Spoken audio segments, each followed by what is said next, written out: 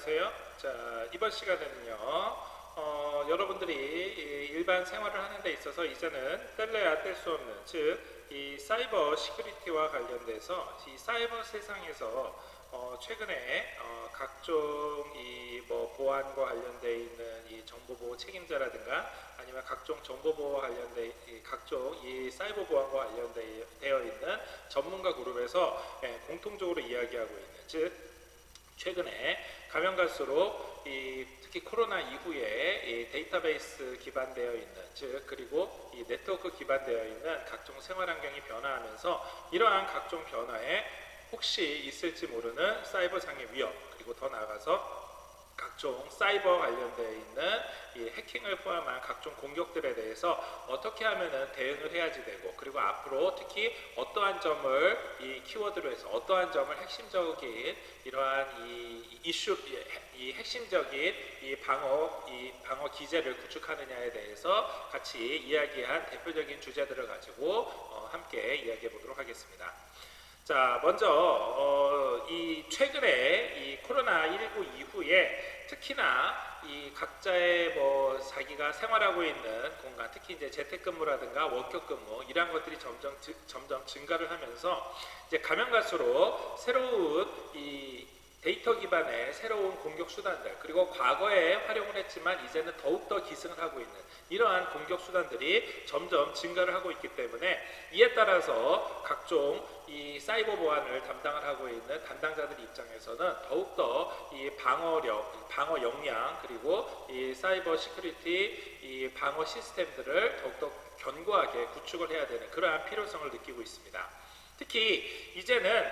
이 사이버 시큐리티가 단순하게 어떤 기업이라든가 은행이라든가 이렇게 우리 생활 주변에 있어서 이 데이터를 많이 활용하고 있는 디지털 금융을 포함한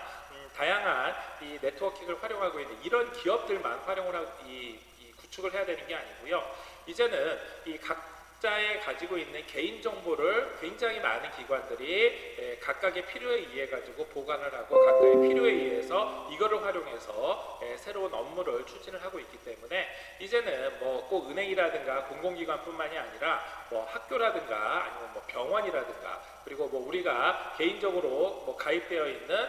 이 전자 상거래와 관련되어 있는 인터넷 쇼핑몰이라든가 이런 데에서도 굉장히 많은 정보들을 같이 가지고 있습니다. 그렇기 때문에 이들이 가지고 있는 나의 의료 정보, 이들이 가지고 있는 나의 성적 정보, 이들이 가지고 있는 나의 금융거래와 관련되어 있는 정보, 신용카드와 관련되어 있는 정보, 운전면허와 관련되어 있는 정보, 이러한 다양한 정보들이 굉장히 앞으로 디지털 사회 내에서는 개인의 인증이라든가 아니면은 이 DB가 서로 오고 가는 데 있어서 그런 신뢰도를 증명하는 데 있어서 굉장히 중요하게 활용이 되고 있기 때문에 결국 이러한 정보들을 앞으로 어떻게 더 잘 보호하는지가 사이버 시큐리티 담당자들 입장에서는 최고의 이슈이자 최고의 관심사가 될 수밖에 없습니다. 자, 그래서 중요한 핵심적인 키워드를 몇 가지 골라본 결과 크게 5가지 정도를 이야기를 하고 있는데요. 자, 먼저 첫 번째, 보안과 관련돼서는 뭐니 해도 이 팬데믹 상황에서, 즉 각자 재택근무가 늘어나고 원격근무가 늘어난 상황에서는 같은 협업 활동을 하는 데 있어서 데이터 정보가 서로 모일 수밖에 없는 것, 대표적인 게 바로 이 클라우드 서비스입니다. 그래서 이 팬데믹 시대에는 클라우드 서비스에서 어떻게 이 사이버 시큐리티 방어 체계를 구축을 하느냐, 여기에 접근하는 이 각종 아이디나 패스워드를 어떻게 관리하느냐가 어떻게 보면은 앞으로 이 각종 클라우딩 서비스와 관련되어 있는 이 사이버 시큐리티의 핵심적인 가치, 핵심적인 키워드가 됐습니다. 왜냐하면은 지금 이제는 전체 기업의 거의 대부분, 그리고 75% 이상이 이 각종 보안 도구라든가 이런 걸 통해 가지고 사이버 시큐리티에 관련돼 가지고 각종 방어 체계를 구축하고 있지만, 이렇게 70-80%나 되는 기업들이 활용하고 있는 각종 클라우드 서비스 내에서 핵심적인 기업 가치라든가 개인 정보라든가 회사의 산업 기밀이라든가 각종 가치 있는 이러한 정보들이 사실상 내부자에 의해서 아니면은 관리자의 실수에 의해서 자칫 잘못해서 유출이 된다면 어마어마한 피해가 되고, 어떻게 보면은 기업 자체가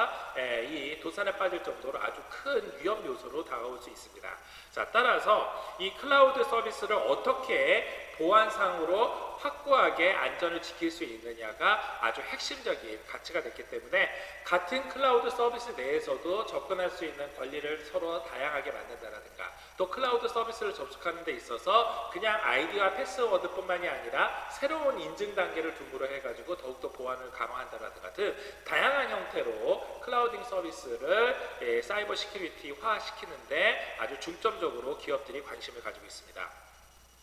두 번째로는 각자의 자기가 생활하고 있는 공간, 뭐 예를 들면 재택이라든가 아니면 뭐 원격 근무하고 있는 사람들이 어떻게 보면은 어떠한 한 곳에서 모여서 활동을 할 때에는 문제가 되지 않았지만 원격에서 하다 보니까 이 원격의 각각의 클라이언트들이, 각각의 고객들이, 각각의 사용자들이 어떻게 보면 하나하나가 일종의 사이버 시큐리티의 공격 대상이 됐기 때문에 사실 기업 입장에서는 과거에 그 기업 내에 있는 네트워크만 방어를 하면 됐지만 이제는 원격 근무를 하고 있는 개인한테에 가지고 있는 정보들도 모두 다 보호를 해야지 돼. 그러니까 쉽게 말해서 더 많은 관찰, 더 많은 이 감시의 눈이 있어야지만 이 데이터를 보호를 하고, 이 보호하고 있는 데이터를 가지고 그렇죠, 새로운 이 디지털 환경에 안전하게 이 활동을 할 수가 있게 됐습니다. 즉 과거에는 일반 기업체 같은 경우에는 기업체 내에서 어떤 정보를 주고받다가 혹시 있을지 모르는 이메일을 유출하거나 뭐 USB를 유출하거나 이런 것들을 아예 원천적으로 차단을 해서 기업 내에서는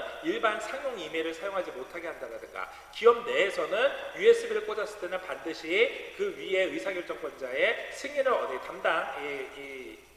이 권한이 있는 사람들한테 승인을 받아야지만 USB에 정보를 옮길 수 있다라든가 이런 식으로 충분히 함께 모여서 근무를 할 때는 가능했지만 이제는 원격 근무가 가능하기 때문에 원격으로 근무하고 있는 사람들의 개인이 사용하고 있는 이메일이라든가 개인이 사고 있는 USB라든가 개인이 혹시 네트워크로 걸어놓고 있는 서버에 대해서는요,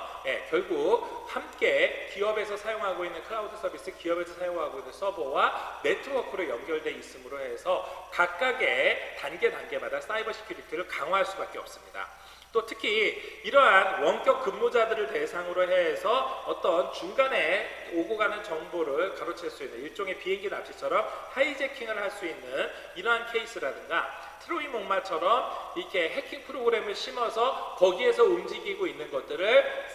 제3자가 내용들을 갈취한다라든가 이렇게 다양한 형태로 조작을 하거나 사이버 공격을 할 수 있기 때문에 이들, 즉 원격 근무를 하거나 재택 근무를 하고 있는 사람들에 대한 사이버 시큐리티 대책도 꼭 필요한 그러한 시대가 됐습니다.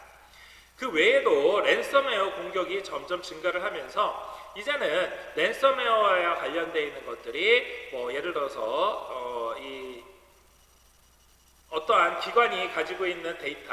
뭐 그 기관이 가지고 있는 뭐 네트워크 클라우딩 서비스 이러한 것들에 랜섬웨어를 뿌림으로 해서 랜섬 디도스 공격을 함으로 해서 데이터를 더 이상 못 쓰게 만들거나 아니면 데이터를 아예 갈취를 하거나 데이터에 랜섬웨어가 들어가서 암호화시켜서 다른 정말로 필요한 내부자들은 사용하지 못하게 만든다거나 또는 거기에 직접 클라우드 서비스에 접속을 해야 되는데 디도스 공격으로 더 이상 서버가 마비가 돼가지고 정말로 필요한 사람들이 접속을 못하게 막는다거나 이렇게 다양한 형태로 랜섬웨어 공격이 가능하기 때문에 결국 지금 이 순간에도 끊임없이 일어나고 있는 랜섬웨어를 어떻게 하면은 사전에 차단을 하고 혹시 있을지 모르는 랜섬웨어 공격을 중간에 랜섬웨어로 인해서 어떤 이 본인들이 가지고 있는 데이터라든가 클라우드 서비스가 사용 못하게 됐었을 때 새로운 이 피신처 내지는 새로운 이 데이터베이스를 통해 가지고 다른 업무가 원활하게 돌아갈 수 있도록 제공을 해줄 수 있는지 이러한 시스템에 대해서 관심을 가질 수밖에 없습니다. 특히 최근에는 헬스케어와 관련돼서도 새로운 공격 포인트가 생겼기 때문에 가면 갈수록 이 병원이라든가 아니면은 코로나19로 인해서 사람들이 관심 있어하는 각종 이 개인정보, 특히 의료정보와 관련돼서 끊임없이 이 사이버 시큐리티가 사이버상의 각종 해킹이라든가 아니면 랜섬웨어 공격으로 정말로 필요한 정보들이 활용 못하게 되거나 혹시 있을지 모르는 개인의 의료 정보가 밖으로 유출될 수 있는 이러한 사고의 위험성이 있습니다. 자, 그렇기 때문에 이제 개인이 가지고 있는 건강정보 또는 병원이 가지고 있는 건강정보 또 의료정보 이러한 것들이 과거에 그냥 병원 내에서만 관리를 하고 있는 게 아니라 이제는 개인이 직접 접속을 하면서 또는 공공기관이 여기에 있는 개인정보를 활용을 해서 방역막을 구축하는데 그 중간 과정에서 혹시 있을지 모르는 정보의 유출이라든가 정보의 누락 이러한 것들에 대해서 이 사이버 시큐리티가 역시 관심을 가지고 있고요. 이제 마지막으로 모바일과 관련돼서도 점점 이 시큐리티와 관련돼 있는 이 각종 구비 체계들이 필요하게 됐는데 특히 이 전 세계에서 모바일 어플리케이션을 통해 가지고서는 움직이고 있는 다양한 이 해킹 프로그램들 또는 모바일과 관련돼서 끊임없이 사람들이 정보를 주고받고 메신저를 통해 가지고 파일을 주고받고 하면서 결국은 모바일 자체가 하나의 컴퓨터면서 하나의 클라이언트면서 여기에서 움직이고 있는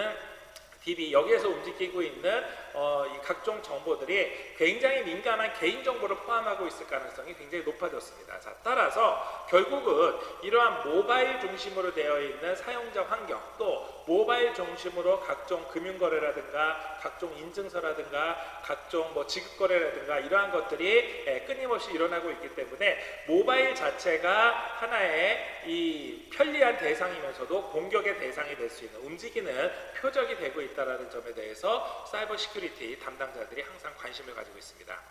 자, 그래서 결국 이러한 각종 디지털 이 환경의 변화가 어차피 올 거다라고 충분히 예상은 하고 있었지만 이러한 그동안 준비하고 있었던 것보다 훨씬 더 빠르게 즉 코로나19로 인해서 코로나 팬데믹으로 인해서 원격 근무가 증가하고 모바일을 통해서 사람들이 많이 생활을 하게 되고 각종 클라우드 서비스를 통해서 원격 근무를 하게 되고 헬스케어 각종 의료 정보들이 디지털상으로 끊임없이 서로 주고받고 자 이렇게 되면서 과거보다도 훨씬 빠르게 도래한 이러한 이 사이버 시큐리티 환경에 대해서 발빠르게 그러면서도 완벽하게 방어 시스템을 구축하기 위해서 노력을 하고 있는 겁니다. 결국 이러한 네트워크와 관련되어 있는 각종 데이터 유출 또 이러한 개인정보 더 나아가서 클라우드 서비스와 관련되어 있는 사이버 시큐리티의 보안 이러한 것들이 잘 구축되어 있어야 하지만 혹시 있을지 모르는 개인정보의 유출이나 데이터 유출로부터 빠르게 원상회복을 할 수가 있고 또 혹시 유출됐을 수 있지 모르는 개인정보를 암호화 처리 기술을 통해 가지고 최대한 안전을 보장할 수 있는 이러한 환경이 필요하다라고 여기서는 결론을 맺고 있습니다. 자, 결국 우리가 지금 오늘 여기서 지금 살펴보고 있는 다양한 각종 시큐리티와 관련되어 있는 새로운 환경들 우리가 충분히 알 수 있는 예를 들어서 클라우딩 서비스 아니면은 원격 근무, 랜섬웨어, 헬스케어 관련되어 있는 사이버 공격, 또 모바일 이러한 환경들은 우리가 직접 누리고 있으면서도 우리가 지금 현재 생활하는데 우리 생활을 아주 편리하게 그래서 불편함이 없이 활용을 해주고 있지만 이게 일순간 어느 한 곳만 뚫리기만 하더라도 개인으로서는 굉장히 심각한 사회적인 어떤 피해를 입거나 아니면은 금전적인 피해를 입을 수 있는 이러한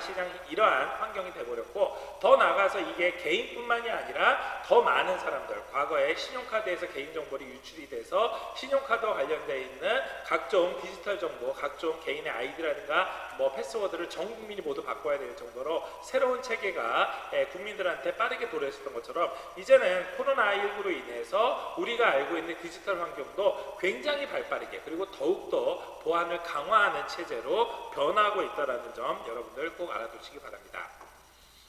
한편 디지털 상으로만 이렇게 새로운 보안 환경이 바뀌고 있는 게 아니라 이 각종 물리적 보안 환경에서도 새로운 이 코로나 시대를 맞아서 새로운 디지털 환경으로 점점 바뀌고 있습니다. 과거에 우리가 거의 대부분 출입 통제와 관련돼서는 그동안 각종 RF 카드를 댄다라거나 본인의 인증을 한다라거나 각종 카드를 통해서 인증을 한다라거나 조금 더 이 진화한 형태로 한다고 그러면은 지문이라든가 이러한 대면식으로 해서 그동안 이 물리적인 출입 통제와 관련되어 있는 시스템들이 발전해 왔습니다. 자, 그런데 최근에는 잘 아시는 것처럼 코로나19 이후에 사람들이 직접 접촉을 하거나 직접 물리적인 개체를 직접 닿음으로써 개인의 인증을 하거나 출입 통제를 하는 이러한 것에 대한 거부감들이 굉장히 많이 늘어났습니다. 그래서 이제는 뭐 지문을 통해 가지고 한다라는 거, 계속해서 많은 사람들이 똑같은 곳에 사람의 지문을 접촉하는 것에 대해서 굉장히 큰 거부감을 가질 수밖에 없고요. 또 RF 카드를 댄다고는 하지만 이제는 원격 근무자들이 많아졌기 때문에 그 사람에 대해서 일일이 다 이 디지털과 관련되어 있는 새로운 카드를 발급하거나 새로운 보안 시스템을 구축하는 게 역시 쉽지도 않습니다. 그러다 보니까 원격 근무를 하는 사람들이 오랜만에 본인의 회사를 방문했거나 아니면은 다양한 곳에서 근무하고 있는 사람들이 원격에서 자기가 새로운 인증을 해야 된다라고 하면은 새로운 매체, 새로운 기술이 적용되어 있는 이러한 출입 통제 관리 시스템이 필요하게 됐습니다. 자, 그래서 결국 새로운 출입 보안, 출입 통제와 관련되어 있는 이 시장에서도 물리적 보안 환경 내에서도 새로운 키워드와 새로운 기술에 대해서 최근에 들어서는 많은 관심을 갖게 된다는 점 같이 한번 보시겠습니다. 잘 아시는 것처럼 이러한 물리적 보안 환경도 비접촉, 비대면이 점점 각광을 받으면서 자연스럽게 어떤 뭐 얼굴 인식, 안면 인식이라든가 또 출입 카드도 그동안 직접 물리적인 출입 카드를 발급하는 게 아니라 뭐 휴대폰 인증을 통해서 아니면 개인의 새로운 인증을 통해 가지고 모바일 출입 카드로 새롭게 변화하고 있는, 소위 말해서 언택트 기술과 언택트 솔루션들이 급부상하고 있는 그러한 상황입니다. 그렇기 때문에 이제는 출입 보안과 관련돼서도 과거에 그냥 사람이 출입 통제하는 데 있어서 신원 확인만 했다 그러면은 이제는 방역이 함께 플러스된 이러한 이 출입 보안 시스템을 구축을 할 필요가 있게 됐습니다. 자, 그러다 보니까 가장 핵심적인 것이 바로 포스트 코로나 시대에 대비해서 바로 바이오 인식과 관련된 겁니다. 자, 그동안 바이오 인식이라고 하면은 가장 흔하게 활용했었던 게 바로 앞서 말씀드린 것처럼 지문 인식이었습니다. 물론 훨씬 지문 인식이 정확하고 지문 인식을 통해서 어떠한 이 보안상의 출입 통제 관련되어 있는 보안상의 보안 기준을 굉장히 강화할 수 있었습니다. 자, 그런데 이제는 지문 인식만큼이나 굉장히 높은 인식 기술을 갖게 된 것이 바로 비접촉을 하는, 즉 지문을 접촉을 해야 되는 반면에 비접촉을 하면서도 인식을 할 수 있는 소위 말하는 얼굴 인식과 관련되어 있는 기술입니다. 그래서 소위 말하는 안면 인식, 얼굴 인식을 통해서 비접촉, 비대면으로 충분히 보안 솔루션이 구축될 수 있는 그러한 환경이 됐습니다. 뿐만이 아니라 비접촉, 비대면을 하게 되니까 결국 개인이 원격에서도 자기가 필요한 인증을 통해 가지고 접촉을 할 수 있게 됐고, 또 심지어는 원격에서 자기가 반드시 지문 인식을 해야 될 때도 직접 기계에 자기가 회사 본사까지 가서 지문을 인식하는 게 아니라 자기가 가지고 있는 휴대폰에 지문을 인식을 하고 이렇게 되어 있는 지문 기록이 바로 본사에 있는 출입 통제와 관련되어 있는 시스템에 기존에 있는 지문과 맞춰볼 수 있는 이러한 지문 인증 기술들이 충분히 이제는 활용 가능하기 때문에 어떻게 보면은 비대면, 비접촉 방식에서 방역 측면이 뿐만이 아니라 운영적인 측면에서도 물리적인 공간이라든가 뭐 이제는 시간적인 제약도 할 필요 없이 굉장히 업무의 효율성이나 비용 절약 측면에서 굉장히 고효율의 많은 장점을 제공할 수 있게 됐습니다. 자, 그러다 보니까 앞으로 가면 갈수록 스마트폰 베이스로 되어 있는 각종 얼굴 안면 인식, 또 스마트폰 베이스로 되어 있는 각종 생체 정보와 관련되어 있는 인식, 바이오 인증과 관련되어 있는 각종 이 솔루션들이 가면 갈수록 더욱더 정교화되고 사이버 시큐리티 보안이 강화될 것이라고 예상해 볼 수가 있겠습니다. 한편 두 번째로 방역과 보안이 함께 이루어지는 솔루션도 당연히 작년서부터 굉장히 급속도로 확산될 수밖에 없던 환경이었습니다. 자, 당연히 우리 주변에서 어떠한 뭐 이 상점이라든가 뭐 커피숍을 왔다 갔다 할 때도 얼굴 인식을 통해서 발열 감지를 한다라든가 아니면은 열 화상 카메라를 통해서 그 사람의 체온을 원격에서 잴 수 있는 이러한 발열 감지와 관련돼 있는 이러한 시스템들이 곳곳에 우리가 확인을 할 수 있었습니다. 뭐 이거는 뭐 카페라든가 아니면 음식점뿐만이 아니고요. 이제는 학교나 공공기관 뭐 그 외에도 뭐 공연장이나 뭐 종교시설, 뭐 전시장 다양한 대중이 활용하려는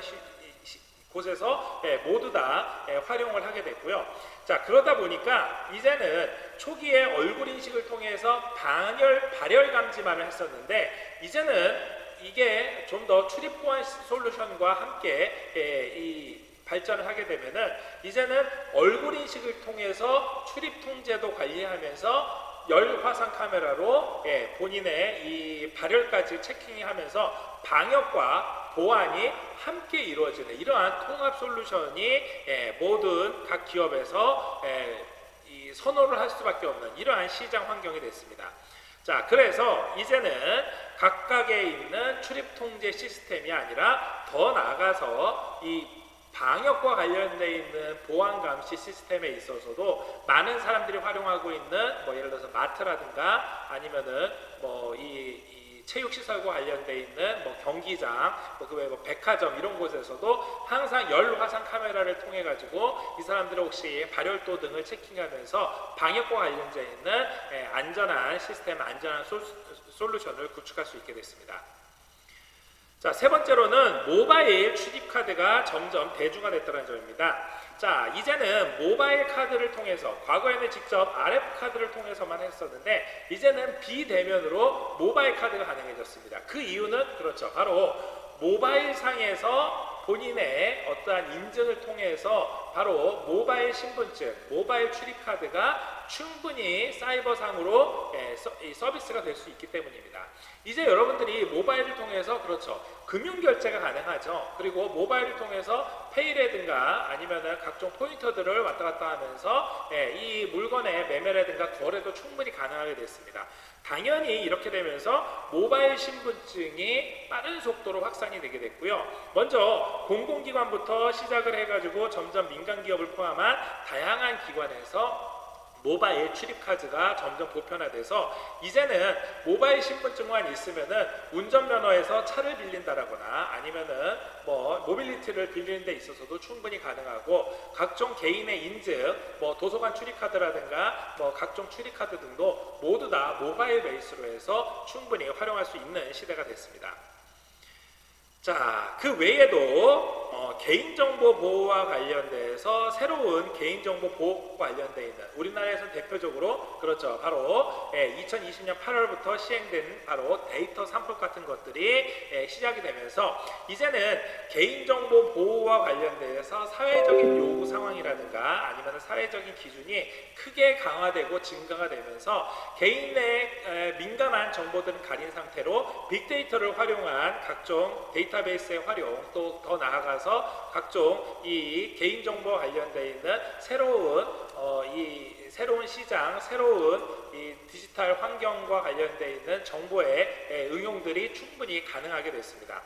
자, 결국 이렇게 되다 보니까 앞으로 가면 갈수록 즉 개인정보 보호 관련돼서 과거에 뭐 얼굴 정보라 안면인식 정보라든가 뭐 지문과 같은 생체 정보 그 외에도 개인이 가지고 있는 비밀번호나 아이디나 비밀번호 그 외에 주민등록번호와 같은 개인 정보들이 서로 결합을 했었을 경우에 이게 결합된 정보가 굉장히 개인의 민감한 개인 정보로까지 여기에 더 나가서 뭐 신용카드 정보라든가 의료 정보까지 하면은 절대로 유출되면 안 되는 정보이기 때문에 이거를 새롭게 암호화 시켜가지고 또 내지는 이게 서로 연관되지 않는 새로운 정보로 추출을 해서 다른 산업에서 활용할 수 있는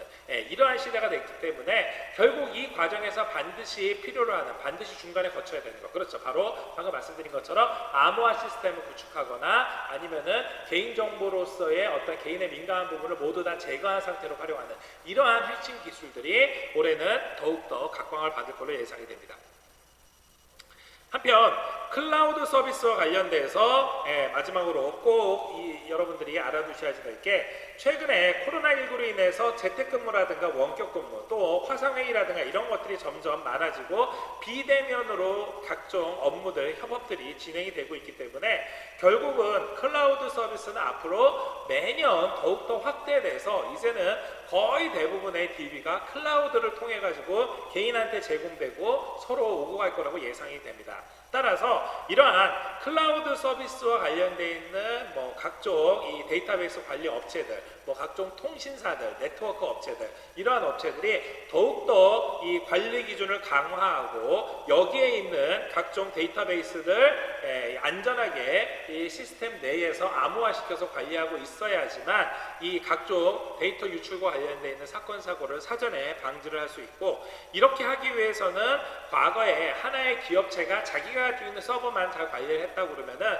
이제는 그렇지 않고 그 서버에서 관리하고 있는, 그러니까 클라우딩 서비스 업체가 관리하고 있는 DB와 연결되어 있는 네트워크, 또 더 나가서 이 네트워크에 접속하고 있는 개인의 단말기, 핸드폰이라든가 태블릿이라든가 아니면 노트북이라든가 이러한 것들과 함께 솔루션을 구축해야 되는 이러한 시대로까지 발전했다는 점 알아두시기 바랍니다. 자, 그래서 오늘은 사이버 시큐리티 상에서 또 특히 최근에는 각종 출입 보안과 관련되어 있는 시스템 상에서도 새롭게 관심을 가지고 있는 해당 분야의 전문가 그룹들이 항상 관심을 가지고 있는 이러한 이슈들과 키워드에 대해서 한번 같이 살펴봤습니다. 자, 중간에 말씀드렸던 것처럼 우리가 이 생활하는 데 있어서 굉장히 편리하게 바뀌긴 했지만 이렇게 바뀐 디지털 환경에 그만큼 사이버 위협도, 사이버 공격도, 개인정보의 유출도 충분히 발생을 할 수 있기 때문에 우리가 현재 사용하고 있는 편리한 휴대폰 베이스, 그러니까 스마트폰 베이스로 되어 있는 각종 편리한 생활 환경, 클라우딩 서비스를 통해서 네트워크 서비스를 통해서 활용하고 있는 다양한 콘텐츠들에 대해서 우리들이 더욱더 사이버상의 각종 보안 시스템이 강화돼야 된다는 점을 꼭 알아두시길 바라면서 오늘 수업은 이걸로 마치도록 하겠습니다. 오늘 수고 많이 하셨습니다. 감사합니다.